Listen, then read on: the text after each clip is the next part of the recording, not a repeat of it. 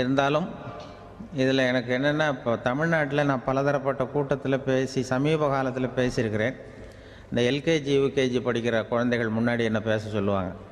LKG UKG அந்த குழந்தைகள். அப்போ நான் எப்போ முடிக்கணுங்கிறது எனக்கு தெரியும். ஏன்னா அதுக்கு ஒரு அறிகுறி. அந்த குழந்தை என்ன பண்ணணும்னா, வரிசையில் இருக்கிறது அப்படி தரையை கீறும். ஏச்சுன்னா அது போதும் அப்படின்னு அதுக்கு முடிச்சுக்கோன்னு அர்த்தம். அதை பார்த்து தான் நான் முடிச்சுக்கிறது வழக்கம். கொஞ்சம் பெரிய ஹைஸ்கூல்னால் யாராவது பசங்க 2-3 பேர் கொட்டாவி விடுவாங்க. அதை பார்த்து அதை முடிச்சுக்கிறது வழக்கம். கல்லூரின்னா விசில் அடிப்பாங்க யாராவது ஒருத்தர் 2 பேர். இப்படி எனக்கு பலதரப்பட்ட எப்போ முடிக்கணுங்கிறதுக்கு அப்படிலாம் அறிகுறி உண்டு. எனக்கு ரொம்ப பிடிச்சது என்னென்னா, இந்த முதியோர் இல்லங்கள் இருக்குது பாருங்கள். முதியோர் இல்லம், பென்ஷனர் அசோசியேஷன்லாம் இருக்குது தமிழ்நாட்டில். எல்லாம் 60-70 வயசுக்கு மேற்பட்டவர்கள். அவங்க கூட்டத்தில் பேசுகிறது தான் எனக்கு ரொம்ப பிடிக்கும். ஏன்னா நான் பாட்டுக்கு பேசிக்கிட்டே இருப்பேன், அவங்களும் அசையாமல் கேட்டுக்கிட்டு இருப்பாங்க. அதுக்கு என்ன காரணம்னா, காது கேட்காது. அது எனக்கு அப்புறம்தான் தெரியும். பேசி முடிச்சுட்டு இறங்கி போனால் அந்த பெஞ்சில் உட்காந்துருக்கிற ஒரு நாற்காலில், என்ன சார் முடிச்சிட்டிங்க போல் இருக்கு அப்படிம்பார். எப்படி சார் கண்டுபிடிச்சிங்க? அதான் இறங்கி வந்தீங்கல்ல அப்படிம்பார். அதனால் அது மாதிரி கூட்டத்தில் ஒன்றும் எனக்கு சுத்தமாக யாரும் இருக்கக்கூடாது எதிரில். இல்லைன்னா அந்த முதியோர் இல்லம் மாதிரி அப்படி காது கேட்காதவங்களாம் உட்காந்துருக்கணும். இங்கே அப்படி இல்லை, எல்லாம் ரொம்ப விழிப்போடு இருக்கீங்க, காதை திறந்து வச்சுக்கிட்டு. அது மாதிரி என்ன போன்ற ஆட்களுக்கு கொஞ்சம் இது பேசுகிறதும் என்ன, சில பேருக்கு என்னென்னா பேச்சு மைக்கை பார்த்ததும் எனக்கு எப்போ நேரங்காலம் தெரியாது, முடிக்கிறதுக்கு தெரியாது. அப்படியும் உண்டு பேச்சாளர்கள் பல ரகம். நான் கூட இப்போ ஒரு ஏற்பாடு பண்ணியிருக்கிறேன். என்னுடைய நண்பர் சுபாஷ்னு ஒருத்தர் வந்திருக்கார். அவர்கிட்ட சொல்லியிருக்கேன், நான் எப்போ முடிக்கணும்னு தோணுதோ அப்போ லேசாக தலையை சொறி நான் முடிச்சுக்கிறேன். என்ன கடிகாரமும் கிடையாது, ஒன்றும் கிடையாது. நான் எப்போ ஆரம்பிக்கிறேன் எப்போ முடிக்கிறேன்னு தெரியாதுன்னு சொன்னேன். இதே மாதிரி கும்பகோணத்தில் சமீபத்தில் ஒரு கூட்டத்துக்கு போகும்பொழுது அந்த ஏற்பாட்டாளரை உட்கார வச்சு, நீ முடிக்கணும்னு தோன்றப்போ தலையை சொரியா நான் புரிஞ்சுக்கிறேன்னு சொல்லிவிட்டு, பெரியோர்களே தாய்மார்களேன்னதும் உடனே தலையை சொன்னார். என்னையா அது உள்ளேன்னா, இல்லை இது தலை அரிக்குது அதனால் சொல்லிடுறேன், நீ அது வேறு மாதிரியாக சொல்லுவேன்னு சொன்னார். அப்படி ஒருத்தர் ஏற்பாடு பண்ணி உட்கார வச்சுருக்கேன் எதிரில். அவர் இன்னும் தலைக்கு கையை கொண்டு போகல. வரிசையில் உட்கார வச்சுருக்கிறேன். ஏன்னா இந்த பேசுகிறவங்களுக்கு அந்த கூட்டம் பார்த்துட்டா முடிக்கிறது எப்போ முடிக்கிறது என்ன எதுன்னு தெரியாது. அது ஒரு பேச்சாளர் அவர் பாட்டு பேசிகிட்டே இருந்தாராம். ரொம்ப நேரம் பேசிகிட்டு இருந்திருக்கார். பேசிகிட்டு இருந்தால் ஒன்றும் புரியல, நேரங்காலம் தெரியல. அவருக்கே தோணி ஒரு கட்டத்தில் அந்த பேசுகிறவருக்கு, ஐயா மன்னிச்சுக்கோங்க, நான் ரொம்ப நேரம் பேசிட்டேன் போல் இருக்கு, எவ்வளோ நேரம் பேசினேன்னு எனக்கே ஞாபகம் இல்லை, இந்த கை கடிகாரத்தை கூட பார்க்க மறந்துட்டேன், என்னை மன்னிச்சுக்கோங்க அப்படின்னாராம். அப்போ கோபமாக ஒருத்தர் எழுந்திரிச்சு, ஏன்யா கடிகாரத்தை தான் மறந்தேன், பின்னாடி மாட்டிருக்கிற காலண்டரையாவது பார்க்கக்கூடாதா அப்படின்னாராம். அப்போ தான் தெரியுது அவன் வாரக்கணக்கில் பேசிக்கிட்டு இருந்திருக்கான். போன வெள்ளிக்கிழமை ஆரம்பித்து இந்த சனிக்கிழமை முடிக்கிறது மாதிரி அப்படி ஆகிடும். ஏன்னா கடிகாரமும் கிடையாது. அது மாதிரி பேசுகிற பேச்சு ஆனால் பேசுனா என்ன சொல்லுவாங்கன்னா, எந்த பேச்சை கேட்டாலும் ஒரு தன்னம்பிக்கை வரணுமா கேட்குறவங்களுக்கு, அதுதான் நல்ல பேச்சு அப்படின்னு சொல்லுவாங்க. கேட்குறவங்களுக்கு ஒரு தன்னம்பிக்கை, வாழ்க்கையில் ஒரு பிடிப்பு வரணும், தன்னம்பிக்கை வரணும். அப்படிப்பட்ட எண்ணத்தில் தான் அவங்கெல்லாம் நல்ல கருத்துக்களை சொல்ல வந்திருக்கிறாங்க. அது என்னென்னா, ஒரு ஒரு ஒரு ஒரு இளைஞன் எங்கெங்கேயோ வேலை தேடி இருக்கான், வேலையே கிடைக்கல. உடனே ஒரு தண்டவாளத்தில் போய் தற்கொலை பண்ணிக்கணும்னு தண்டவாளத்தில் தலையை வச்சு படுத்துட்டானான். யாரும் வேலை கொடுக்கல, தண்டவாளத்தில் போய் தற்கொலை பண்ணி எடுத்து படுத்துருக்கான். அப்போது 2 பக்கமும் திரும்பி பார்க்குறான், ரயிலே வரல. என்னடா தற்கொலை பண்ணால் கூட ரயில் வர மாட்டேங்குது அப்படின்னு சொல்லிட்டு பார்த்துருக்கான். யாரோ ஒருத்தர் பேசிகிட்டு இருக்கார், ஒரு திடலில் கூட்டம், பெரியவர் பேசிகிட்டு இருக்கார். நம்ம அந்த பெரியவர் போய் கொஞ்ச நேரம் அந்த கூட்டத்தையாவது கேட்டுட்டு வருவோம், ரயில் வர்ற பாட்டை காணும், அப்புறம் தலையை வச்சு படுத்துக்குவோம் அப்படி நேராக அந்த கூட்டத்துக்கு போனால் ஒரு திடலில் ஒரு பெரிய மனுஷன் பேசிகிட்டு இருக்கார். தன்னம்பிக்கை, வாழ்க்கையில் இளைஞர்கள் ரொம்ப தன்னம்பிக்கையோடு இருக்கணும் அப்படி இப்படின்னு பேசிகிட்டு இருக்கார். இவன் போய் உட்காந்து கேட்டான். இந்த இளைஞன் 1 மணி நேரம் கேட்டான். 2000 பேர் உட்காந்து கேட்டுக்கிட்டு இருந்தாங்க. உடனே கூட்டம் முடிஞ்சுது. கூட்டம்லாம் கலைஞ்சி போச்சு. அந்த பெரியவர் பேசிக்கிட்டு இருந்தார், அவரை போய் இவன் சந்தித்தான். இளைஞன், ஐயா நான் தற்கொலை பண்ணிக்கணுங்கிற எண்ணத்தோடு வந்தேன், தண்டவாளத்தில் தலையை வச்சு படுத்தேன், ரயில் வரல, அந்த நேரம் உங்கள் பேச்சு குரல் தான் கேட்டுது, நான் உங்கள் பேச்சை கேட்டேன், 1 மணி நேரம் கேட்டேன், கேட்டு முடித்ததுக்கப்புறம் என்னுடைய எண்ணத்தை நான் மாற்றிக்கிட்டேன், நான் இனிமேல் தற்கொலை பண்ணிக்க மாட்டேன் அப்படின்னா. அவர் பேச்சாளருக்கு ரொம்ப பெருமை. இதுதான் ஒரு பேச்சுக்கு அடையாளம், இப்படி தான் இருக்கணும். சரி, அந்த முடிவுக்கு எப்படி நீ வந்தேன்னு கேட்டார். இப்போ உங்கள் பேச்சை இந்த கூட்டத்தில் எவ்வளோ பேர் கேட்டுக்கிட்டு இருந்தாங்க சார் அப்படின்னு கேட்டான். ஒரு 2000 பேர் இருக்கும்பா அப்படின்னார் அவர். அப்போ அந்த இளைஞன் சொன்னானா, ஒரு 2000 பேரை ஒரே நேரத்தில் சாகடிக்கிற நீ உயிரோடு இருக்கிறப்போ நான் எதுக்கு சார் சாகணும்? நான் இது வரைக்கும் யாருக்கும் எந்த கெடுதலும் பண்ணலை, நான் இனிமேல் சாக மாட்டேன் சார்ட்டு போயிட்டானா. அப்படி கேட்குறவங்களுக்கு ஒரு தன்னம்பிக்கை வரணும். அது எப்படியோ வந்தால் போகிறோம். இப்போ எங்கள் பேச்சை கேட்டுவிட்டோம், அந்த ரகத்தில் வந்தாலும் சரி தான்.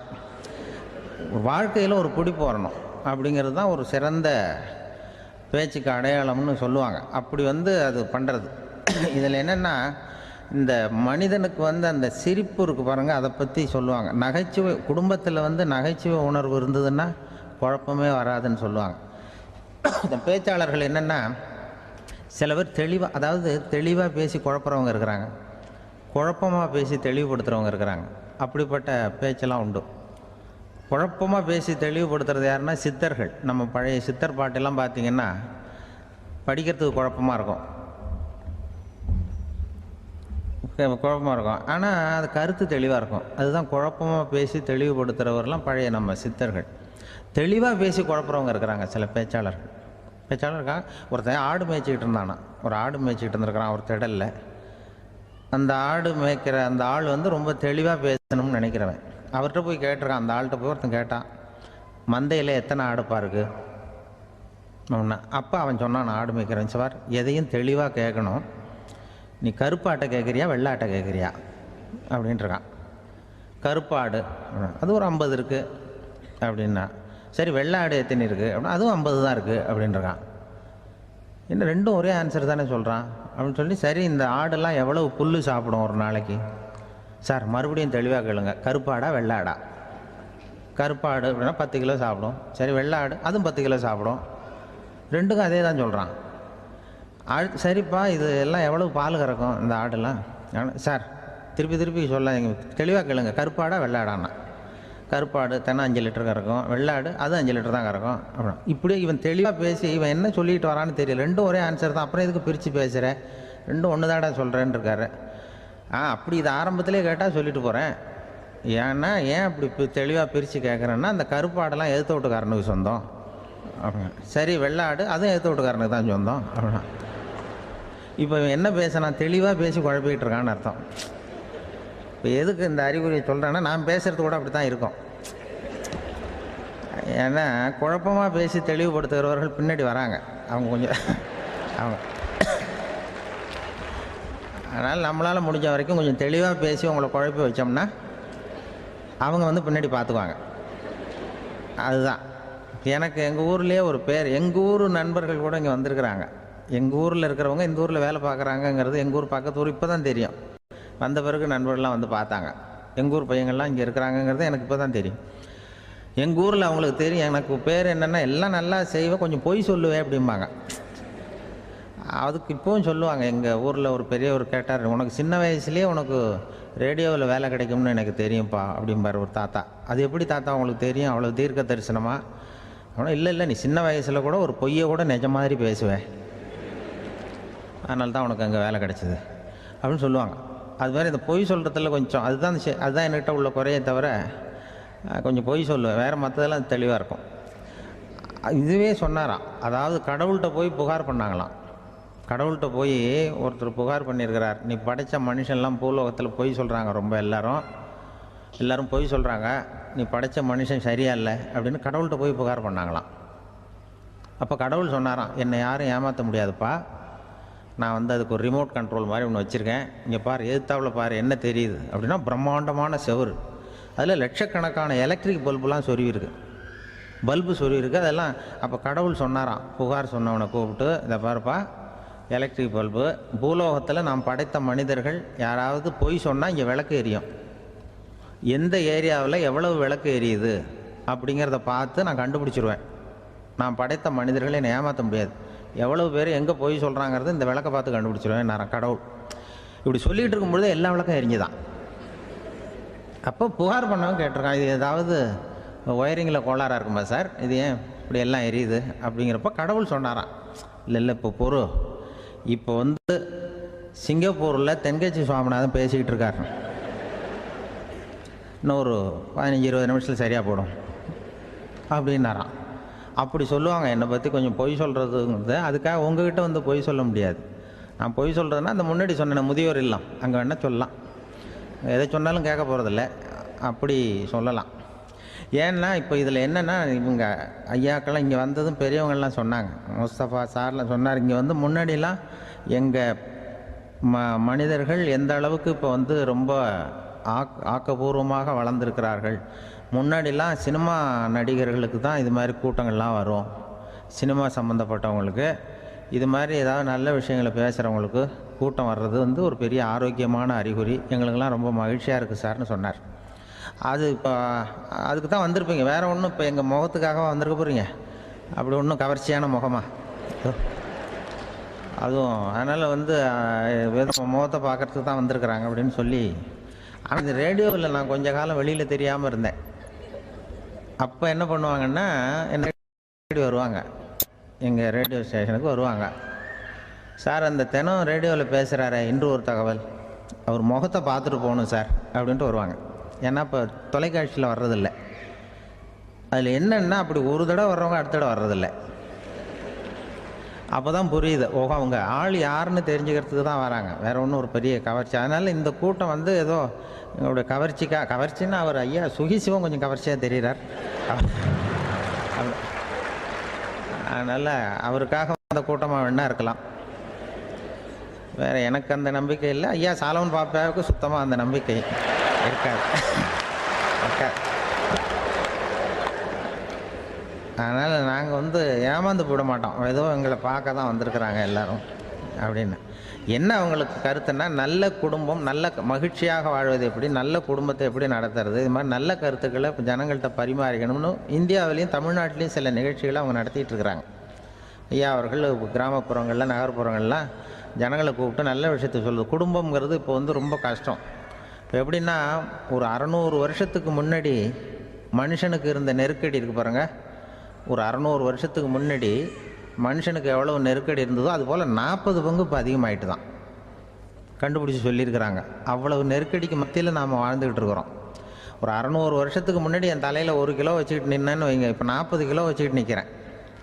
அப்படி ஒவ்வொரு மனுஷனுக்கும் வாழ்க்கையில் நெருக்கடி அதிகமாக போச்சு. இப்போ இந்த நெருக்கடியில் முன்னாடிலாம் யாரோ ஒருத்தர் தான் தியானம் பண்ணுவாங்க. தியானம்னா ஒருத்தர் 2 பேர் காட்டுக்கு போய் தியானம் பண்ணிகிட்டு இருப்பாங்க 600 வருஷத்துக்கு முன்னாடி. இப்போ வீட்டுக்கு வீடு தியானம் நடக்குது. ஏன்னா அந்தளவுக்கு வாழ்க்கையில் ஒரு நிம்மதி வேணும் அப்படின்னு சொல்லி பண்ணிட்டாங்க. அதுக்கு தான் இயற்கை கொடுத்துருக்கிற ஒரு இயற்கையான வைத்தியம்தான் சிரிப்புங்கிறது. இதை பற்றி பெரியவங்கள்லாம் இப்போ ஆராய்ச்சி பண்ணிகிட்டு இருக்கிறாங்க. சிரிப்புங்கிறது நாம் பிறந்து ஒரு 6 மாதத்தில் தான் முதல் தடவையாக விவரமாக சிரிக்க ஆரம்பிக்கிறோமா. நம்ம பிறந்து 6 மாதத்துக்கு, அதாவது முதல் தடவை சிரிக்க ஆரம்பிக்கிறது ஒரு 6ஆவது வாரம், 1.5 மாதத்தில் தான் குழந்தை வந்து விவரமாக சிரிக்க ஆரம்பிக்குது. அப்புறம் அப்படியே சிரிக்க ஆரம்பிக்கிறோமா. அதெல்லாம் இப்போ கணக்கு எடுத்துருக்குறாங்க. ஒரு குழந்தை ஒரு நாளைக்கு 200 தடவை சிரிக்குதான் ஒரு குழந்தை. பெரியவங்கள்லாம் 15 தடவை சிரிக்கிறாங்களாம். 200 தடவை சிரிச்சுக்கிட்டு இருந்த நாம் அப்படியே குறைஞ்சி 15 ஆகிட்டு. அதனால தான் இருதய நோயெல்லாம் வருது, ஹார்ட் அட்டாக்லாம் வருதுன்னு கண்டுபிடிச்சிருக்கிறாங்க. 200 சிரிப்புக்கு வந்து அது வந்து இயல்புத்தன்மை, மனுஷனுடைய இயல்புத்தன்மை சிரிக்கிறது. அதுக்கு ஜோக்கே தேவைப்படாது. ஆனால் இப்போ காலங்காலமாக நாம் என்ன போதிக்கப்பட்டு வந்திருக்கிறோம்னா, சிரிப்புங்கிறது ஒரு பாவமான செயல். ஒரு முதலாளிக்கு முன்னாடி தொழிலாளி சிரித்தா மரியாதை குறைச்சல், ஒரு கணவனுக்கு முன்னாடி மனைவி சிரித்தா மரியாதை குறைச்சல், அது மாதிரி ஒரு வாத்தியாருக்கு முன்னாடி பையன் சிரித்தா மரியாதை குறைச்சல், ஒரு ஆஃபீஸருக்கு முன்னாடி பியூனு சிரித்தா மரியாதை குறைச்சல், இப்படின்னு சொல்லி சிரிப்புங்கிறது ஏதோ மரியாதை குறைவான செயல்னு காலங்காலமாக நாம் போதிக்கப்பட்டு வந்திருக்கிறோம். இப்போ மரபு ரீதியாகவே அந்த சிரிப்பு வந்து நம்மகிட்ட சிறைப்பட்டு தான், அடங்கி போச்சு. அந்த சிறைப்பட்டு இருக்கிற சிரிப்பை வெளியில் கொண்டு வர்றதுக்கு தான் ஜோக்குன்னு ஒரு சாவியை போட வேண்டியிருக்கு. வேறு இந்த ஜோக்குக்கும் சிரிப்புக்கும் சம்மந்தம் இல்லை. அதை ஏற்கனவே இருக்கிறத வெளில கொண்டு வரதுக்கு ஒரு சாவி மாதிரி உபயோகப்படுதுன்னு இப்போ அதை பற்றி ஆராய்ச்சி பண்ணுறவங்களாம் சொல்கிறாங்க. ஏன்னா சிரிப்புக்கு ஜோக்கு தேவைப்படாது. இப்போ ஒரு குழந்தை தொட்டிலில் படுத்துருக்குன்னு வைங்களேன், குழந்தை தொட்டிலில் இருக்குது, அது முகத்துக்கிட்ட போய் ஒரு கிளுகிழுப்பை ஆட்டுங்க சிரிக்கும். அந்த கிளுகிழுப்பை சத்தமே சிரிக்க வைக்கிறதுல அதுதான் மனுஷனுடைய இயல்புத்தன்மை. அது என்ன ஜோக்காது? சத்தம். ஒரு கிளுகிழுப்பையை கொண்டு போய் குழந்தை முகத்துக்கிட்ட ஆட்டினா சிரிக்குதே, அதுதான் இயல்புத்தன்மை. அதே கிளுகிழுப்பே ஒரு தாத்தா மூஞ்சிக்கிட்டு ஆட்டுங்க, கோவம் வந்துடும், அடிக்க வருவார். என்னடா விளையாட்டு இது அப்படிம்பாரு.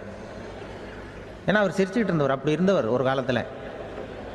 ஒரு கிளுகிழுப்புக்கு சிரித்தவர் ஒரு காலத்தில் இப்போ கோவப்படுறாருன்னா அந்த அளவுக்கு நம்ம மாறி போயிட்டே வந்துக்கிட்டு இருக்கிறோம். அதனால் அந்த இயல்புத்தன்மை மாறாமல் இருக்கணுங்கிறது ரொம்ப முக்கியம். அதுக்காக எல்லோரையும் குழந்தையாக்க முடியாது. மனுஷன் எல்லோரும் இனிமேல் வயசுங்கிறது கூட ஆகிட்டே தான் இருக்கும். அதுக்காக குறைச்சிக்கிட்டே போக முடியாது. அதுக்கு யாராவது மருந்து கண்டுபிடிச்சாதான் உண்டு. ஆனால் ஒருத்தர் மருந்து கண்டுபிடிச்சாராம், சொல்லுவாங்க. ஒரு டாக்டர் ஒரு மாத்திரை கண்டுபிடிச்சாராம். ஒரு மாத்திரை சாப்பிட்டா ஒரு வயசு குறையும், ஒரு மாத்திரை சாப்பிட்டா ஒரு வயசு குறையும் அப்படின்னு ஒரு மாத்திரையை கண்டுபிடிச்சிருக்கார். ஒரு பாட்டி அம்மா, 90 வயசு பாட்டி, அது போயிருக்கு. அதே டாக்டர்கிட்ட போய், ஐயா எனக்கு ஒரு பாட்டில் மாத்திரை கொடுங்க, இந்த வயசு குறையிற மாத்திரை அப்படின்றது. அவர் ஒரு பாட்டில் கொடுத்தார் மாத்திரை. பாரும்மா பாட்டியம்மா, ஒரு மாத்திரை சாப்பிட்டா ஒரு வயசு குறையும், எடுத்துகிட்டு போகணும்னு கொடுத்துருக்காரு டாக்டர்.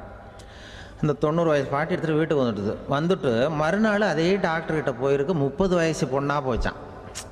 30 வயசு பொண்ணாக மாறி அதே டாக்டர்கிட்ட போயிருக்கு. இடுப்பில் ஒரு கை குழந்தை, அது சட்டை கிட்ட போடாமல் கட்டவரில் வாயில் வச்சுட்டு உட்காந்துருக்கு. நேராக டாக்டர்கிட்ட போய், டாக்டர் நேற்று வந்தேன், ஏதோ ஒரு மாத்திரை சாப்பிட்டா ஒரு வயசு குறையினீங்க, நான் ஏதோ ஒரு ஆர்வத்தில் ஒரு 30-40 மாத்திரை சாப்பிட்டேன், இப்படி ஆகிட்டேன் அப்படின்னு. இப்போ டாக்டர் சொல்லியிருக்காரு, இதுக்கு ஏமா வருத்தப்படுற, எல்லோரும் வயசு குறையணும்னு தான் நினைக்கிறாங்க, உனக்கு வயசு குறைஞ்சிட்டுது, நீ சந்தோஷப்படு, இதுக்கே மறுபடியும் என்னட்ட வந்திருக்கிற அப்படின்னாரான் டாக்டர். அப்போ அந்த அம்மா சொல்லித்தான், என்னை பற்றி பரவாயில்ல டாக்டர், என் இடுப்பில் பாருங்கள் கை குழந்தை, இது சட்டை கிட்ட போடாமல் உட்காந்துருக்கு, கட்டவரில் வாயில் வச்சுட்டு உட்காந்துருக்கு, இது ரொம்ப ஆர்வத்தில் ஒரு 70 மாத்திரையை சாப்பிட்டு விட்டுது, இது என் வீட்டுக்காரரு. இவர் இடுப்பு விட்டு கீழே இறங்க மாட்டேங்கிறார். நான் எதையாவது கொடுத்து வயசை கூட்டி இறக்கி விடுங்க டாக்டர் அப்படின்னு தான். அவர் ஏதோ நமக்கும் இதுக்கும் சம்மந்தம் இல்லைங்கிறது மாதிரி கட்டாரில் வச்சுட்டு அவர் பாட்டு உட்காந்துருக்கார்.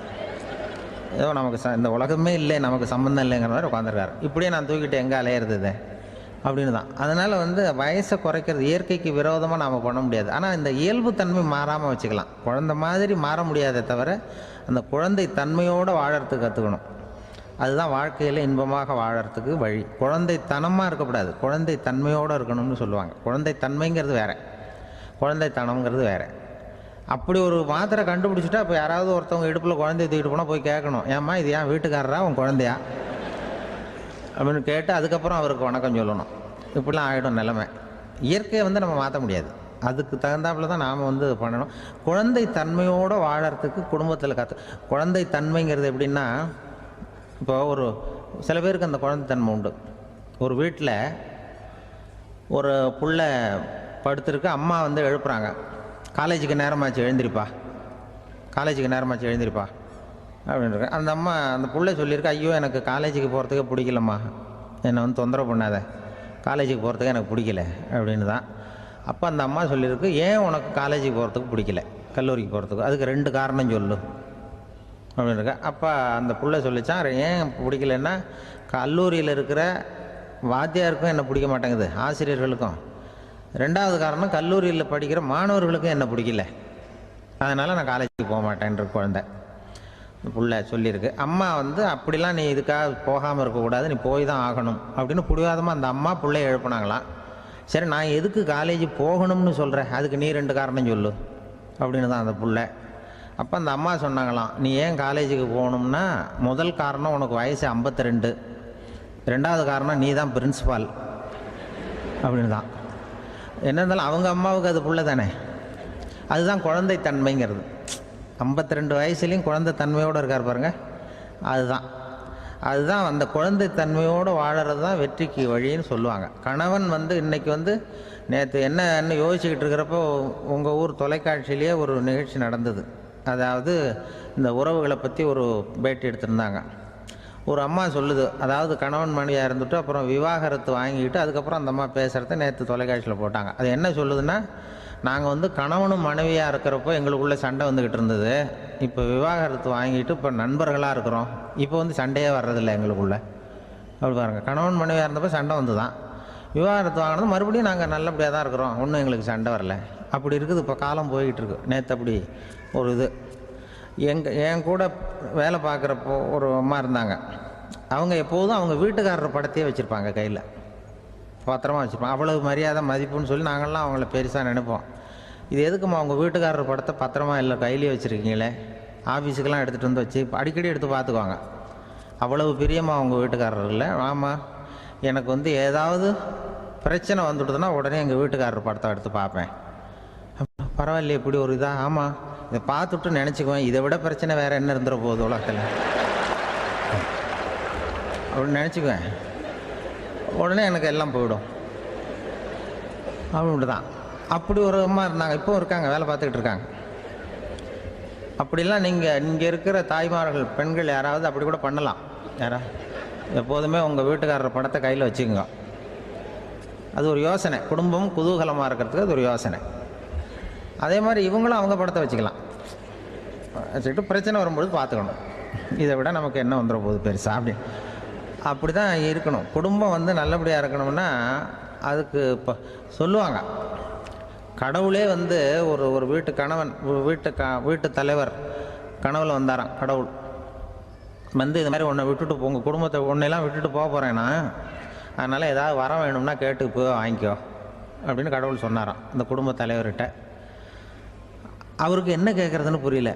கடவுள் வந்து விட்டுட்டு போகிறேங்கிறார், ஏதாவது வரம் கேட்டுக்கோ அப்படின்னு நம்ம என்ன பண்ணுறது, என்ன கேட்குறதுன்னு ஒன்றும் புரியல. குழம்பிக்கிட்டு இருந்தான் அந்த ஆள் கனவுல.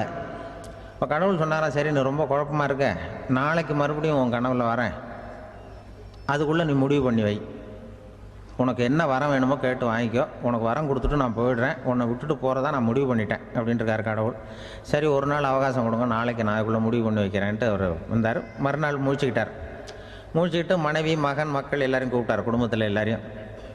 அப்படி வாங்க, இது மாதிரி நேற்று கனவுல வந்தார் கடவுள், நம்மளை விட்டுட்டு போக போகிறாராம், என்ன வரம் வேணும்னு கேட்டு வாங்கிங்கோ அப்படின்னு போய் சொல்லிட்டார். என்ன கேட்குறதுன்னா அப்படின்னு அந்த கணவன் கேட்குறான்.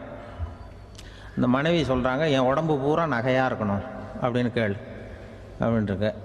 அதுக்குள்ளே அந்த ஒரு பொண்ணு ஓடி வந்து, அப்படிலாம் கேட்காதப்பா கடவுள்கிட்ட, இப்போ இருக்கிற சொத்து எவ்வளோ இருக்கோ அதுபோல் இன்னொரு பங்கு வேணும்னு கேள் அப்படின்னு. அந்த பையன் வந்து அவன் வேறு சொன்னான், அவன் அது நமக்கு வந்து இது போல் ஒரு 10 பங்காவது வேணும், 2 பங்களா கார் வேணும் அப்படின்னு அவன் ஒரு லிஸ்ட்டை கொடுத்தான்.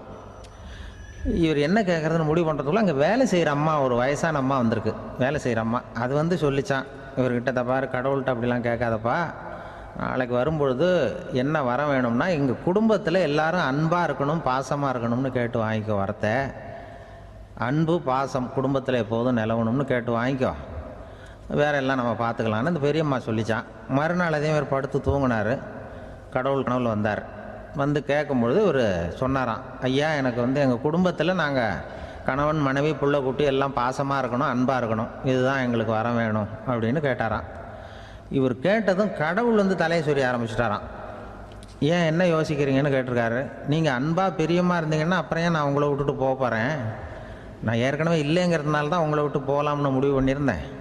இப்போ நீங்கள் ஏற்கனவே பாசமாக இருந்தீங்கன்னா நான் இனிமேல் போக மாட்டேன், அதனால் ஏன் முடிவும் மாற்றிக்க வேண்டியதுதான், உங்கள் கூட தான் இருக்க போகிறேன்னாராம். இப்படி ஒரு கதை சொல்லுவாங்க. அதனால் ஒரு குடும்பத்தில் அந்தந்த உறவு முறைகள் சரியாக இருக்கிற வரைக்கும் எல்லாம் நல்லாயிருக்கும். அங்கே தான் அங்கே இறைவன் வாழும் இல்லம்ங்கிறாங்களே, அதுதான் அது.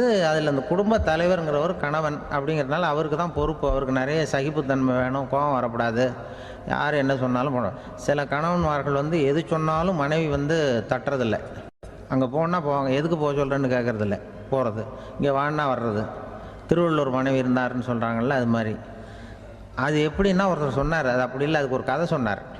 ஹிட்லர் வந்து வந்தாராம் ஒரு தடவை, ஒரு பெரிய கப்பல் மேலே, கப்பலுடைய மேல் தளத்தில் ஹிட்லர் வந்துக்கிட்டு இருக்கார். ஒரு இங்கிலீஷ் கேப்டன் எதிரில் நிற்கிறான். அவனுக்கு பெரிய ஆச்சரியம், இந்த ஆள் எப்படி இப்படி ஒரு தனி மனிதனாக இருந்துக்கிட்டு உலகத்தையே இப்படி இந்த பாடுபடுத்துகிறார் அப்படின்னு சொல்லி, உன்னுடைய வெற்றிக்கு என்ன காரணம்னு கேட்டாராம் அந்த இங்கிலீஷ் கேப்டன். இப்போ ஹிட்லர் சொன்னாராம், என்னுடைய வெற்றிக்கு காரணம் என்கிட்ட வேலை செய்கிற ஊழியர்கள், நான் கிழிச்ச கோட்டை தாண்ட மாட்டாங்க, நான் என்ன சொல்கிறேனோ அதை உடனே செய்வாங்க, ஏன் எதுக்குன்னு எதிர்த்து பேச மாட்டாங்க, அதுதான் என்னுடைய வெற்றிக்கு காரணம் அப்படின்னு சொல்லி அதை நிரூபித்து காட்டுறேன் பார் அப்படின்னு சொல்லி கையை தட்டினாராம் ஹிட்லர். உடனே ஒரு சிப்பாய் அங்கேருந்து வந்து லெஃப்ட் ரைட் போட்டு வந்து சல்யூட் பண்ணி நின்னான். உடனே ஹிட்லர் சொன்னார், நீ அப்படியே இந்த கப்பல் மேல் தளத்துலேருந்து அப்படி கடலில் விழுந்து செத்து போடா அப்படின்னு பொத்துன்னு குதிச்சுட்டான். எதுக்கு சொல்கிறேன் என்ன இதில், உடனே குதிச்சு செத்து போட்டான். இவருக்கு பெரிய ஆச்சரியம் கேப்டனுக்கு.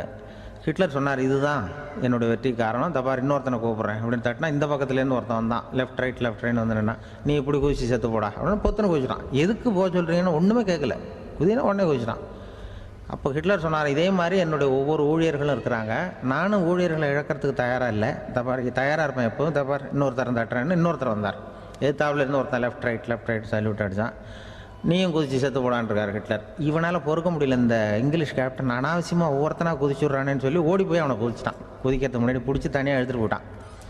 தனியாக எடுத்துகிட்டு போய் அந்த சிப்பாய்கிட்ட கேட்டாரான் அந்த இங்கிலீஷ் கேப்டன், ஏன்ப்பா அந்த ஆள் குதிக்க சொல்கிறான்னா நீ ஏன் எதுக்குன்னு கேட்குறது இல்லையா, உடனே குதித்து செத்து போகிறீங்களே, இதெல்லாம் என்ன அநியாயம் அப்படின்ட்டுருக்கான் அந்த இங்கிலீஷ் கேப்டன் கையை பிடிச்சிக்கிட்டு. உடனே அந்த சிப்பாய்க்கு கோவம் வந்துட்டு தான், உடையா கையை, இவன்ட்ட வேலை பார்க்குறத விட உழுந்து செத்து போகலான்னு நான் குதிக்கிறான், என்ன அனாவசியமாக எதுக்கே இருக்க சொல்கிறேன் அப்படின்னு சொல்லி குதிச்சுட்டானா. அதனால் இந்த உடனே சொல்கிறத செய்கிறாங்க பாருங்கள், அவங்கள நம்பக்கூடாது. கணவன்மார்களுக்கு ஒரு எச்சரிக்கை, சொல்கிறத உடனே செஞ்சுருவாங்க மனைவி, நீ அங்கே போனால் போங்க வரணும் அது ஹிட்லர் மாதிரி நினைக்கிறாங்கன்னு அர்த்தம். இதுகிட்ட பேசிக்கிட்டு இருக்கிறத விட சொல்கிறத செஞ்சுட்டு போடுவோமே, அப்படி சமாளிக்கிற கணவன்மார்கள் உண்டு. குடும்பத்தில் அப்படிலாம் இருந்து சமாளிக்கிறாங்க. குடும்பத்தில் ஒருத்தர் அனுசரிப்பு தன்மைங்கிறது ரொம்ப அவசியம். கணவன் மனைவின்னா அனுசரித்து போகணும்னு சொல்லுவாங்க. அதாவது ஒரு கணவன் அதுக்காக தான் அந்த காலத்துலலாம் ஒரு வீட்டுக்கு மாப்பிள்ளை தேடுறதுங்கிறது ஒரு பெரிய குடும்பத்தை நிர்வகிக்கிற அளவுக்கு ஒரு கணவனாக வரக்கூடிய எப்படி இருக்கணும் அப்படின்னா, அந்த காலத்தில் புலி வேட்டைக்கு போகணும். ஒரு பொண்ணுக்கு மாப்பிள்ளை தேடுறதுன்னா நம்ம தமிழ் பழக்கம் என்னென்னா, காட்டுக்கு போய் ஒரு புலியை வேட்டையாடிட்டு வரணும், அந்த புலி பல்லு அல்லது நகத்தை கொண்டுட்டு வரணும் அந்த இளைஞன், அதை வீட்டில் கொடுப்பான், அதை தான் கட்டி அதை இதாக கட்டுவாங்க, மாலையாக போடுவாங்க, தாலியாக கட்டுவாங்க. அதாவது வீரம் இருக்கா பையனுக்குன்னு பார்ப்பாங்க. ஒரு பொண்ணு வேணும்னா நீ முதல்ல வீட்டுக்கு பொண்ணு கேட்க போகக்கூடாது, காட்டுக்கு போகணும், போய் புளியை கொண்டு வா, அதுக்கப்புறம் தான் உனக்கு பொண்ணு அப்படின்னு சொல்லுவாங்க. இப்போவெல்லாம் ஏன் போகிறது இல்லைன்னா, இப்போலாம் ஒருத்தனை காட்டுக்கு போய் புலிப்பல் கொண்டு வரனா புலி தான் மாப்பிள்ளையாக வரும், அதனால தான் இப்போ போகிறதில்ல யாரும் காட்டுக்கு. அப்போ பெண்களும் ரொம்ப வீரமாக இருந்தாங்க. பெண்கள் மூலம் அந்த காலத்தில் எப்படின்னா, முறத்தாலேயே புலியை துரத்துவாங்களாம். நம்ம பழைய பாட்டிலெல்லாம் பார்த்துருப்பீங்க, முறத்தால் புலியை விரட்டினாங்கன்னு வரும் பழைய பாட்டு. அந்த அளவுக்கு பெண்களுக்கு வீரம். இப்போ கல்யாணம் ஆகி இந்த காலத்தில் ஒரு கணவனை விரட்டிட்டு வந்தாங்களாம் முறத்தை எடுத்துக்கிட்டு. ஒரு மனைவி அவன் பயந்துட்டு வெளில ஓடி வரான், பின்னாடி முறத்தை எடுத்துகிட்டு அந்த அம்மா ஓடி வருது. இவனை தனியாக பிடிச்சி கொண்டு போய், என்னப்பா இந்த மனைவிட்டு இப்படி பயந்து ஓடி வரையே, முறத்தால் துரத்துறா இப்படி வரையே அப்படின்னு தான் அவன் அப்படியே தடுமாறிக்கிட்டு, அதெல்லாம் ஒன்றும் இல்லை, அவன் என்னை புலியாக நினைக்கிறா அப்படின்னு ஒரு பெருமையாக சொல்லிட்டானான். அந்த காலத்தில் புலியை தான் முறத்தால் விரட்டினாங்க, இப்போ புருஷனை விரட்டுறாங்க அப்படின்னு சொல்லி. அப்படி அந்த காலத்தில் கணவனுக்கு ஒரு குடும்பத்தை நிர்வகிக்கிற திறமை இருக்கா, உடல் வலிமை தான் முக்கியம். இப்போ கூட மதுரை பக்கத்தில் ஐயாவுக்கு தெரியும், அந்த இளவட்டக்கல்லுன்னு ஒரு ஊர் எல்லையில் கிடக்கும். ஊர் எல்லையில் ஒரு பெரிய கல் கிடக்கும். அந்த ஊருக்கு பொண்ணு கேட்க போகிறவங்க அந்த கல்லை தலைக்கு மேலே தூக்கி காட்டணும், அப்படியே தூக்கி தலைக்கு மேலே வசதி கீழே போடணும். அந்த வலு இருந்தால் தான் நீங்கள் அந்த ஊருக்குள்ளேயே போகலாம், பொண்ணு கேட்குறதுக்கு போகலாம், இல்லைன்னா நீ திரும்பி போக வேண்டியதான். அந்த வலிமை இருக்கா மாப்பிள்ளைன்னு பார்க்குறாங்க, இளவட்டக்கல்லுன்னு பேர். அப்போ என்ன பண்ணாங்கன்னா, ஒரு 1000 வருஷத்துக்கு முன்னாடி அந்த கல்லை தலைக்கு மேலே தூக்கி கீழே போடுவாங்களாம். ஒரு 500 வருஷத்துக்கு முன்னாடி அப்படி கொஞ்சம் தூரம் இடுப்பு அளவுக்கு தூக்கி கீழே போட்டுக்கிட்டு இருந்துருக்குறாங்க. அதுக்கப்புறம் ஒரு 100 வருஷத்துக்கு முன்னாடியெல்லாம் அப்படி முழங்கால அளவுக்கு அப்படி தூக்கி போட்டால் போகிறோம்னு வச்சுருந்தாங்களாம்.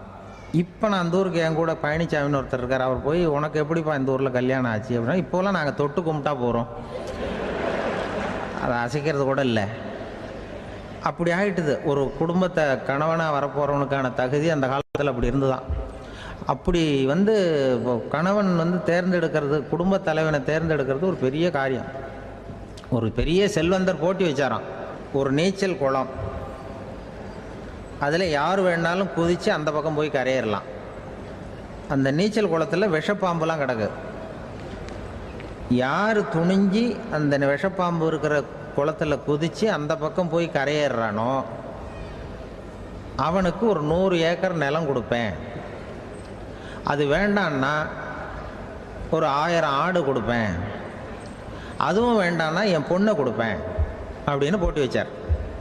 அதான் மாப்பிள்ளையை தேர்ந்தெடுக்கிறதுக்கு ஒரு வழி, நீச்சல் குளத்தில் குதிச்சு கரையேறணும். இப்போ அந்த ஊரில் இருக்கிற இளைஞர்கள்லாம் பார்க்குறாங்க அந்த குளத்தில் குதிக்கணும்னு. ஆனால் குளத்தில் வெறும் விஷப்பாம்புலாம் கிடக்கு, இது என்ன பண்ணுறதுன்னு பார்த்தா யாருமே குதிக்கிறதுக்கு தைரியம் வரல. திடீர்னு ஒருத்தன் துணிஞ்சு குதிச்சான். படபடன்னு அடிச்சுட்டு போய் அந்த பக்கம் கரையேறிட்டான். கரையேறின உடனே பரவாயில்லையே ஒரு ஆள் வந்துட்டான்னு சொல்லி அவனை அந்த இளைஞனை போய் பிடிச்சிட்டு வந்தாங்க. அந்த பெரியவர் கேட்டார், ஏப்பா இவ்வளவு பெரிய விஷப்பாம்பெல்லாம் கிடக்கிற நீச்சல் குளத்தில் நீ துணிஞ்சு குதித்து கரையேறி இருக்கிற, உனக்கு என்ன 1000 ஏக்கர் நிலம் கொடுத்துருவா, 100 ஏக்கர் நிலம் கொடுக்குவா சொல்கிறப்படி அப்படின்னா வேண்டாம் சார்ன்றான். ஓஹோ அப்படின்னா ஒரு 1000 ஆடு வேணுமா உனக்கு அப்படின்னா அதுவும் வேண்டாம் சார். ஓ அப்படின்னா என் பொண்ணு வேணுமா அப்படின்னா அதுவும் வேண்டாம் சாருங்கிறான். அப்புறம் எதுக்குடா குதிச்சுன்ட்டு என்ன உனக்கு என்ன தான் வேணும் அப்படின்னு கேட்டிருக்கார். என்னை எவன் பிடிச்சி தள்ளி விட்டவன்னு தெரியணும் அப்படின்றான். அதுக்காக அவன் பார்த்துருக்கான். அப்படி இருந்தால் தான் துணிச்சல் வரும் இந்த காலத்தில். எதுக்கு இவ்வளவு சங்கடம்லாம் வச்சாங்கன்னா, ஒரு குடும்பத்துக்கு தலைவராக வர வேண்டிய ஒரு ஆள், கணவனாக இருக்க வேண்டியவனுக்கு துணிச்சல் இருக்கா, தைரியம் இருக்கா அப்படிங்கிறது பார்க்கறதுக்காக இப்படிப்பட்ட தேர்வு முறைகள்லாம் வச்சுருந்தாங்க அந்த காலத்துலலாம். இப்போலாம் கல்யாணம் பண்ணுறது ஆளுக்கு நேரில் பார்க்காமலே கூட கல்யாணம் நடக்குது இன்டர்நெட்டில். இப்போ சர்டிஃபிகேட் கேட்குறாங்க, நோய் நொடி இல்லாமல் இருக்காரா பார்.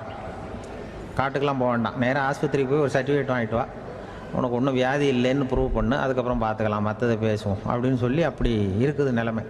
அதனால் குடும்பத்தில் அந்த கணவனாக இருக்கிற வேண்டியவனுக்கு பொறுப்பு அதிகம். ஏன்னா எல்லாத்தையும் அனுசரித்து போக வேண்டியதாக வந்தான். அப்படி தான் இருக்குது. அந்த கணவன் மனைவிக்குள்ளே விட்டு கொடுக்கறது அதெல்லாம் பற்றி நிறைய எல்லாரும் ஏற்கனவே நம்ம புலவர்கள்லாம் பாடியிருக்காங்க. எல்லோரும் சொல்லுவாங்க, ஒரு கணவன் ஒரு குழந்தை பிறந்து தான் ஒரு வீட்டில், அந்த குழந்தைக்கு என்ன பேர் வைக்கிறதுங்கிறது ஒரு தகராறு. இந்த குழந்தைக்கு என்ன பேர் வைக்கிறதுங்கிறதுல தகராறு வந்துடுது. யார்? கணவனுக்கும் மனைவிக்கும். அவன் என்ன சொல்கிறான், எங்கள் அப்பா பேரை தான் வைக்கணுங்கிறான் அவன். இந்த அம்மா என்ன சொல்லுது, இல்லை எங்கள் அப்பா பேரை தான் வைக்கணும் அப்படிங்குது. காலையிலேருந்து சண்டை, தகராறு.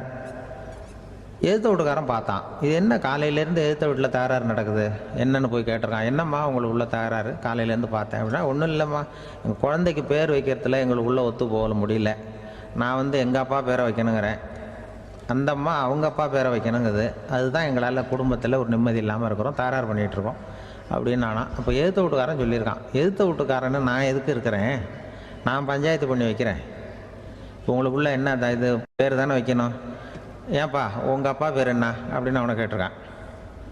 எங்கள் அப்பா பேர் சீனிவாசன் அப்படின்ட்டுருக்கான்.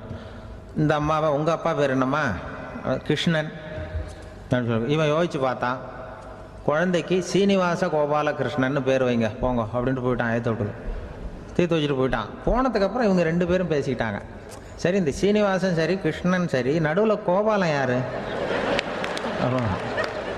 அப்படின்னு சொல்லி அவனை போய் இழுத்துட்டு வந்தான். எழுத்து வீட்டில் போய் அது யாரா, அது இங்கே வா, அது யாரா கோபாலன் அப்படின்னா, அது எங்கள் அப்பா பேர்,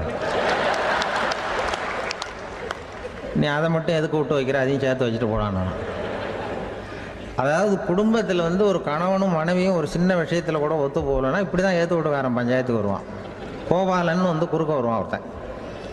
அப்படி அந்த அனுசரிப்புங்கிறது குடும்பத்தில் ரொம்ப அவசியம்.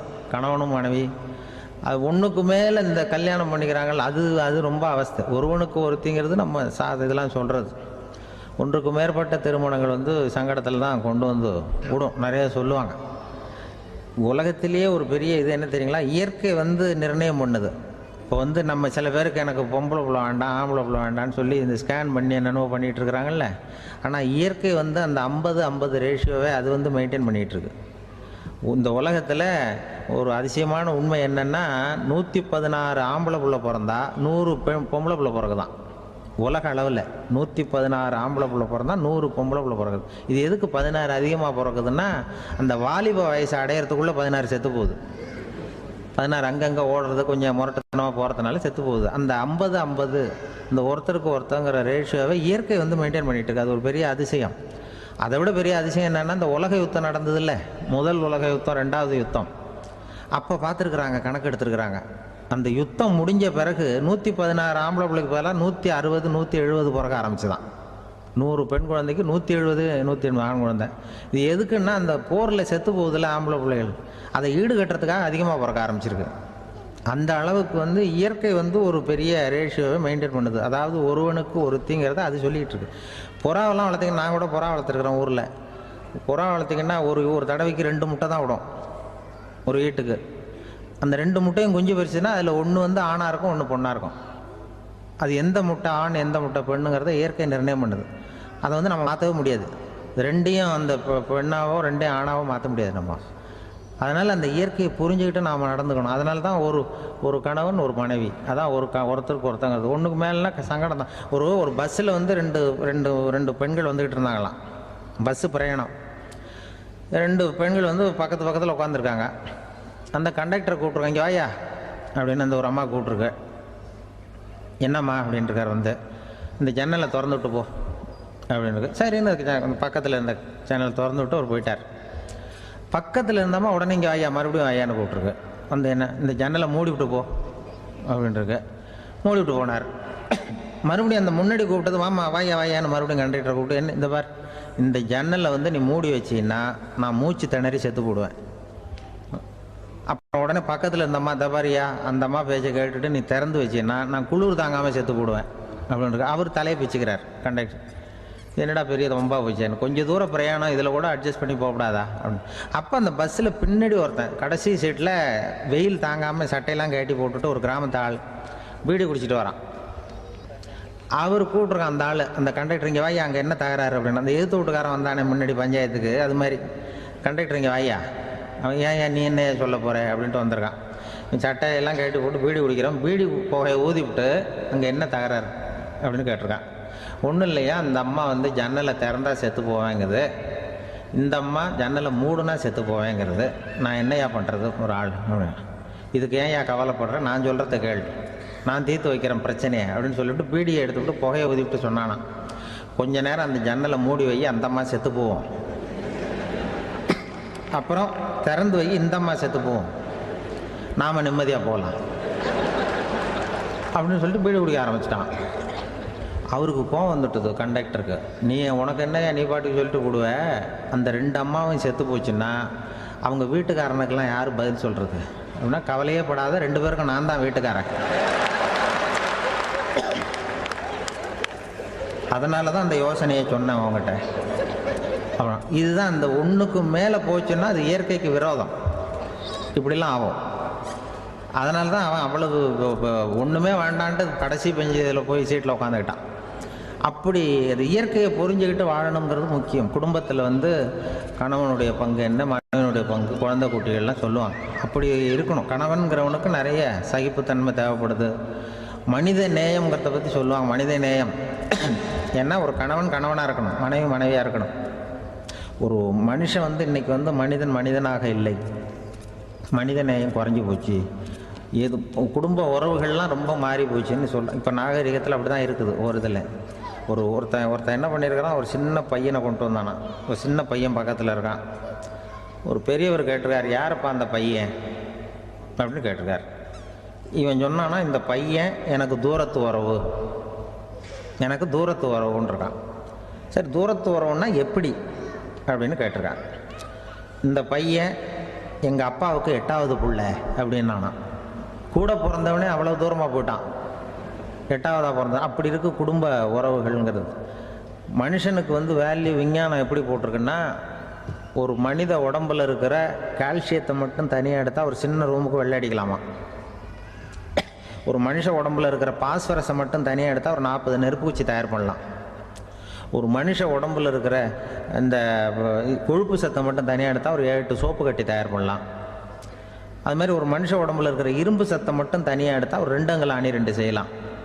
இவ்வளவுக்கும் விலை போட்டால் 42 ரூபா 50 காசு. இதுதான் மனுஷனுக்கு விஞ்ஞானம் போட்டிருக்கிற விலை.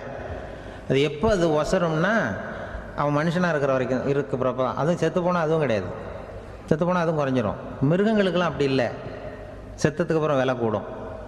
அங்கெல்லாம் எல்லா ஊர்லேயும் பார்த்திங்கன்னா உயிர் கோழி 50 ரூபா, உரிச்ச கோழி 60 ரூபான்னு போட்டிருக்கோம். செத்ததுக்கு அப்புறம் 10 ரூபா அதிகம். மனுஷனை வந்து நீ உயிர் மனுஷன் 42 ரூபா 50 காசு, செத்ததுக்கு அப்புறம் 52 ரூபான்னா நீயே வச்சுக்கிடாது, எனக்கு இது கண்டு போடும்.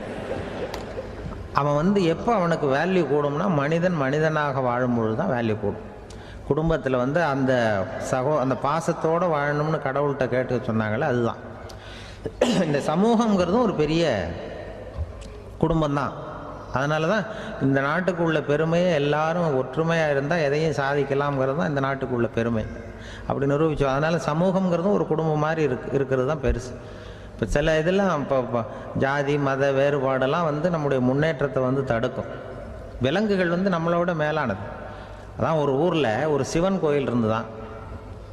சிவன் கோயிலில் அந்த புறாவெல்லாம் வளர்ந்துக்கிட்டு இருந்திருக்கு. அந்த மாடத்தில், சிவன் கோயில் மாடத்தில் புறாவெல்லாம் குடியிருந்திருக்கு. உடனே அதுக்கு கும்பாபிஷேகம் பண்ணுறதுக்காக ஊரில் திட்டம் போட்டாங்க. சிவன் கோயிலுக்கு வெள்ளடிக்க ஆரம்பித்தாங்க.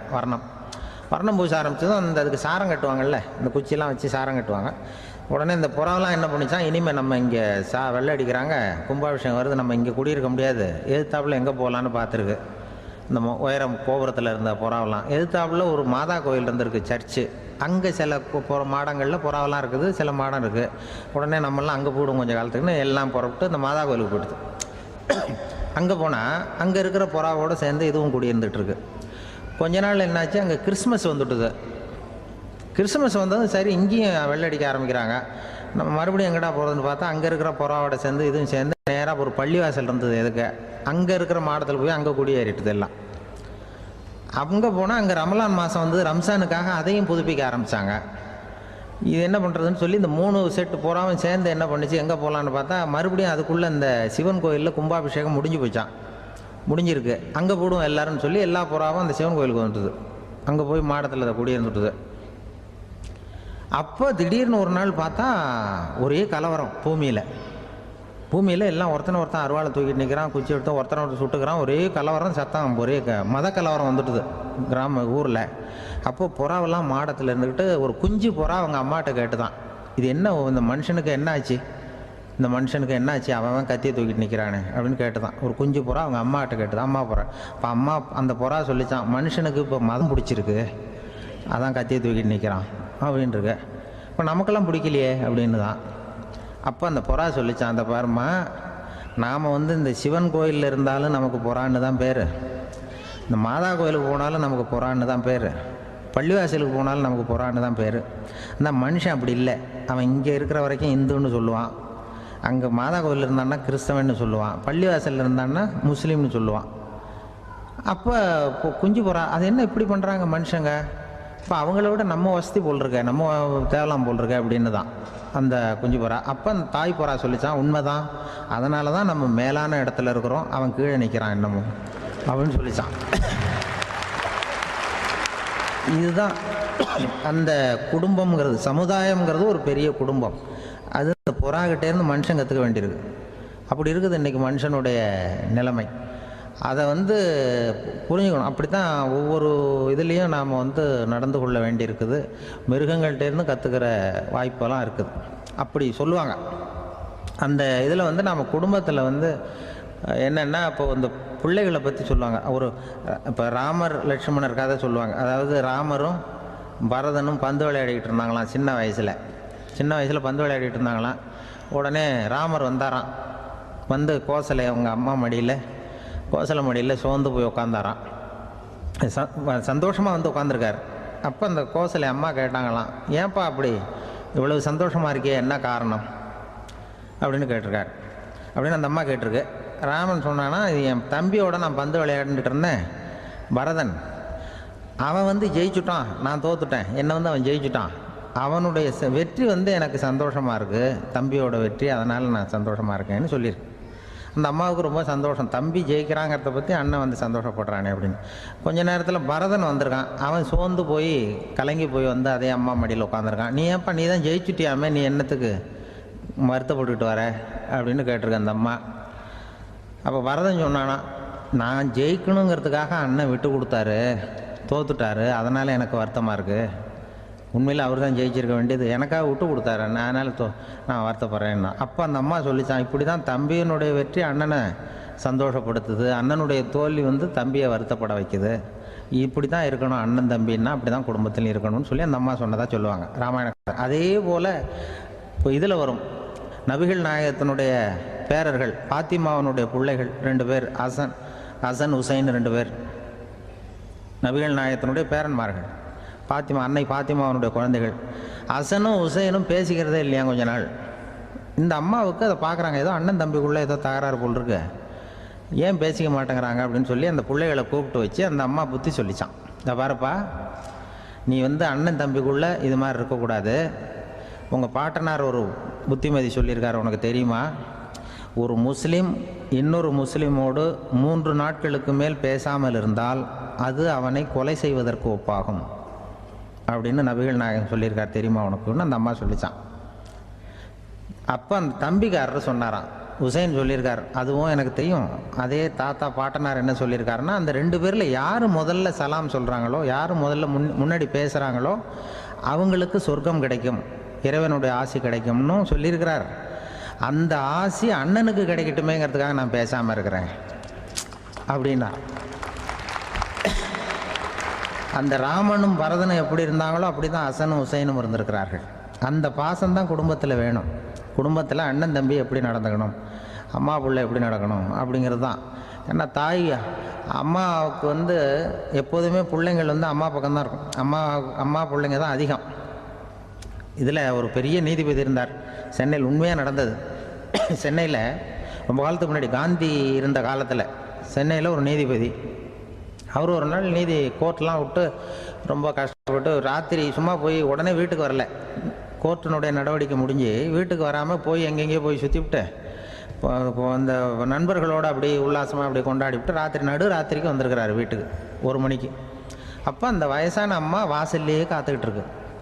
உள்ளே போச்சு நீதிபதி, இன்னும் வந்து சேரலேன்னு வாசல்லே நின்றுட்டு இருந்துதான். அப்போ அது வந்த உடனே பலார்னு அரைஞ்சி விட்டாங்களாம் அந்த அம்மா. ஏன்டா அவ்வளோ தூரம் எங்கே போனேன், என்ன தான் நீதிபதியாக இருந்தாலும் அவங்களுக்கு புள்ள தானே, பலார்னு அரைஞ்சி விட்டாங்க. உடனே அவர் கலங்கி போய் அழுதாராம். மறுநாள் கேட்டிருக்காங்க அந்த பக்கத்தில் இருந்தவங்க, ஏன் நீ பெரிய நீதிபதி, பெரிய பதவியில் இருக்க, அதனால் உன்னை உங்கள் அம்மா அடிச்சிட்டாங்கன்னு அழுதியா அப்படின்னு கேட்டாங்களாம். அப்போ அவர் சொன்னாராம் நீதிபதி, இல்லை நான் இது மாதிரி எங்கள் அம்மாக்கிட்ட அடிக்கடி அடி வாங்குவேன், எப்போதும் அவங்க அடிக்கிற அடி பலமாக விழும், இப்போ அவங்க அடித்தது எனக்கு வலிக்கவே இல்லை, அந்த அளவுக்கு அவங்களுக்கு வயசாகிட்டுதே, பலம் குறைஞ்சிட்டுதேன்னு நினச்சி அழுதேன் அப்படின்னு இருக்காராம். அதுதான் புள்ள அம்மா பேரில் உள்ள பாசங்கிறது. இதே போல் நான் சொன்னது மாதிரி முன்னாடி இவர் ஒரு இறைநேச செல்வர் ஒருத்தர் இருந்தார். ஒரு அம்மா எனக்கு அப்பா தண்ணி கொடுப்பா அப்படின்ட்டு படுக்கையில் இருந்த அம்மா. இவர் ஏதோ படிச்சுக்கிட்டு இருந்தவர், ஒரு சின்ன இளைஞர், உடனே ஓடி போய் ஒரு குவளையில் தண்ணி எடுத்துகிட்டு போய் அம்மாவுக்கு முன்னாடி நிற்கிறார். முன்ன அந்த அம்மா அதுக்குள்ளே தூங்கி போச்சு. இவர் அந்த தண்ணியை வச்சுக்கிட்டு அவர் பாட்டு நிற்கிறார். விடிஞ்சு போச்சு. விடிகிற சமயத்தில் அந்த அம்மா முடிச்சு பார்க்குது, பையன் தண்ணியோட கையில் வச்சுட்டு நிற்கிறார். ஏம்மா என்னப்பா நீ ராத்திரி பூரா தண்ணியோடு நின்றுட்டு இருக்கிறியா எனக்கா அப்படின்னு. அப்பா அவர் சொன்னாராம், ஆமாம்மா ராத்திரி தண்ணி தாகமாக இருக்குன்னு கேட்டீங்க, உடனே தண்ணி கொண்டு வந்துட்டேன். ஓடி வந்து பார்க்கும்பொழுது நீங்கள் தூங்கிக்கிட்டு இருந்தீங்க. தூங்கிட்டு இருக்கும்பொழுது உங்களை எழுப்ப வேண்டாம், தூக்கத்தை கெடுக்க வேண்டாம்னு நான் நினச்சேன், அதனால் எழுப்பலை. தூக்கம் முழிக்கிற சமயத்தில் உடனே தாகமாக இருக்கும், தண்ணி குடிக்கணும்னு ஆசைப்படுவீங்க, அதனால் தண்ணியை பக்கத்துலேயே வச்சுக்கிட்டு நிற்கிறேன் அப்படின்னு அந்த இளைஞர் சொன்னாராம். அப்படியே கட்டி பிடிச்சிட்டு நீ பிற்காலத்தில் பெரிய அறிஞராக வருவேன்னு சொல்லி அந்த அம்மா வரணும்னு சொல்லி இறைவனை வேண்டாங்களாம். அவர் தான் இஸ்லாமிய மார்க்கத்தில், தீன் மார்க்கத்தில் பெரிய ஆளானது. அதாவது ஷர்புதீன் யாஹ்யான்னு ஒருத்தர், அவர் பெரிய இஸ்லாமிய பேரறிஞராக வந்தார். இப்படி அம்மா பேரில் பாசமாக உள்ளவங்கள்லாம் இருந்தாங்க நிறையா. அப்படி அந்த குடும்பத்தில் அந்த பாசம் நேசம் எவ்வளவு இருக்கோ அவ்வளவுக்கு அவர்கள் உயர்வார்கள்ங்கிறது தான் நம்முடைய பெரிய இதெல்லாம் பெரியவங்கள்லாம் சொல்லியிருக்கிறது அதுதான். அதனால தான் அந்த கணவனுடைய பங்கு என்ன, மனைவியினுடைய பங்கு என்ன, பிள்ளைகளுடைய பங்கு என்னங்கிறத பற்றி ரொம்ப விவரமாக சொல்கிறதுக்காக தான் அதை பற்றி நாம் சிந்திக்க வேண்டிய நேரம் இதுங்கிறனால தான். கணவனுக்கு இது வந்துடக்கூடாது, அதாவது கோபம் வரக்கூடாது, நிதானம் வேணும் அப்படின்லாம் சொல்லுவாங்க. நிதானம், கணவன் கோபப்படக்கூடாதுமா. அதுக்கு நாங்கள் மனுஷனுக்கு சினம் தவிர்த்தல்னு பயிற்சியெல்லாம் கொடுக்குறாங்க. இப்போது மனுஷன் கோபப்படாமல் இருக்கணும், போகணும் வரணும், அதுக்கு சொல்லுவோம் நாங்கள். சும்மா கதை ரூபமாக சொல்கிறது. அங்கே வேதாத்திரி மகரிஷின்னு இருக்கார், அவர் இதில் சினம் தவிர்த்தல்னு பயிற்சியை கொடுப்பாங்க. குடும்ப தலைவர்கள் பெரியவங்கள்லாம் அந்த பயிற்சியை எடுத்துக்கணும். என்ன கூப்பிட்டாங்க ஒரு தரம், சினம் தவிர்த்தல்னு ஒரு பயிற்சி கொடுக்குறோம், அதில் நீ பேசுன்னாங்க. நான் சொன்னேன், நான் பயிற்சிக்கு வேணா வரேன், என்னை பேச வேண்டாம் சார், நான் பயிற்சி கற்றுக்கிறேன். என்ன இல்லை நீ அதெல்லாம் பயிற்சி நாங்கள் கொடுக்குறோம், நீ உனக்கு என்ன தெரியுமோ சொல்லு, மனுஷன் கோவப்படாமல் இருக்கணும், அதுக்கு ஏதாவது வழி சொல்லிட்டு போ அப்படின்னு கூப்பிட்டாங்க. சரின்ட்டு போனேன். அங்கே போய் நான் சொன்னேன், இது மாதிரி எனக்கு தெரிஞ்சது ஒரு கதை மாதிரி சொன்னேன். மீனம்பாக்கம் ஏர்போர்ட், அங்கே ஜப்பானுக்கு போக வேண்டிய ஒரு பிரயாணி லக்கேஜோடு நிற்கிறார் நிறையா. இதை வாங்கி பிளேனில் ஏற்றக்கூடிய ஒரு தொழிலாளி, அவர்கிட்ட அவர் சண்டை போடுறார், அடிக்க போகிறார், திட்டுறாரு, கண்ணாமலான்னு திட்டுறார். அவர் இதை ஒருத்தர் பார்த்துக்கிட்டே இருக்கார். அந்த சினம் தவிர்த்தல் பயிற்சி கொடுக்குற பேராசிரியர் ஒருத்தர் பார்த்துக்கிட்டே இருக்கார். இது எப்படி இவன் இந்த ஆள் அவ்வளவு கோபமாக அடிக்க போகிறான், திட்டுறான் அந்த பெரிய மனுஷன், இவர் பதிலுக்கு அவர் திட்டவே இல்லையே. அந்த அந்த தொழிலாளி சிரிச்சுக்கிட்டே சரி சார் சரி சார் அப்படின்னுட்டே இருக்கான். இவர் லக்கேஜை வாங்கி பிளேனில் ஏற்றுற தொழிலாளி இப்போ கண்ணாவனா அடிக்க போகிறான், திட்டுறான், முகம் செவந்து போச்சு. இவருக்கு என்ன ஆச்சரியம்னா இந்த ஆள் இவ்வளவு கோவப்படுறான், அதை வாங்கி அந்த தொழிலாளி கொஞ்சம் கூட முகத்தில் கோபமே படலையே, சிரித்த முகத்தோடு இருக்கானே, இவன் நமக்கு பயிற்சி வகுப்பு எடுக்கலாம் போல இருக்க அப்படின்னு இவர் நினச்சிட்டார். ரொம்ப நேரம் அவர் கத்திக்கிட்டு இருந்தார். சரி சார் சரி சார்ன்ட்டு அதை வாங்கிட்டு அவர் போயிட்டார். போனதுக்கப்புறம் இவர் இந்த ஆள் அப்புறம் பிளேன் வந்தது, ஏறி அவர் போயிட்டார், ஜப்பானுக்கு போயிட்டார். அதுக்கப்புறம் இந்த சினம் தவிர்த்தல் பேராசிரியர் ஓடி போய் அந்த தொழிலாளியை பிடிச்சி கொண்டு வந்தார். இந்த பாருப்பா, நான் காலையிலேருந்து பார்த்துக்கிட்டு இருக்கேன், அந்த ஆள் உன்னை அடிக்க வந்தான், திட்ட வந்தான், இவ்வளவு கோவப்படுறான், உனக்கு பதிலுக்கு நீ கோவமே படலையே, உனக்கு கோவமே வராதா, அது எப்படி நீ சினம் தவிர்க்கிறது, எப்படி உனக்கு கோவமே வரலையா அப்படின்னு கேட்டிருக்கார். அப்போ அந்த தொழிலாளி சொன்னாராம், அப்படி இல்லை சார், மனுஷன்னு பிறந்தா கோவம் படாமல் இருக்க முடியாது, எல்லாருக்கும் கோவம் வரும், அது அவங்கவுங்க வழியில் டீல் பண்ணுவாங்க, நான் அதை என் வழியில் டீல் பண்ணேன், அவ்வளோதான். அப்போ அவர் திட்டும் பொழுது உனக்கு கோபம் வந்தது தானே? வந்தது சார். இப்போ அது எப்படி டீல் பண்ணேன்னு கேட்டிருக்கார்.